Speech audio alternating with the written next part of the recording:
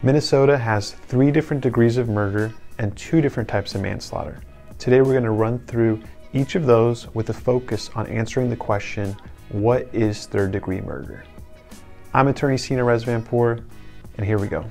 Let's start by distinguishing murder from manslaughter. Murder is up here. It is more serious. Manslaughter is down here. What distinguishes the two is the person's mind state when committing a certain act. So now let's break down the degrees of murder. There's 3 degrees. First degree is the worst. First degree is typically referred to as premeditated murder. What we mean by premeditated is there's some level of planning or forethought that goes into the commission of the murder. So that means that maybe the person decides a week earlier they want to kill somebody and then they follow through with that act. Second degree murder doesn't have that planning. They do want to kill somebody, but they decide it right then and there. They pull out the gun and they shoot somebody. Third degree murder, which is the hot topic right now, doesn't involve the intent to specifically kill somebody. It's when someone takes a certain action knowing that it could result in death without specifically wanting to cause it. What we hear in law school all the time is when someone takes out a gun and shoots into a crowd, not wanting to kill somebody, but knowing that that's a likely and possible result from their action. Now we'll move on to manslaughter.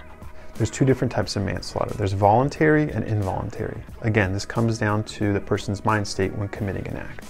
Voluntary is usually reserved for when a person is so overwhelmed with emotion when committing the act. That might be because they were provoked. For example, they walk in on their spouse cheating on them. They are so enraged that they're not thinking clearly when they commit the act. The involuntary manslaughter is when you basically accidentally kill someone. An example would be if you are hunting and you intend on shooting an animal, but you accidentally shoot somebody that's in your way. There are some defenses to murder and manslaughter charges. We've all heard of self-defense.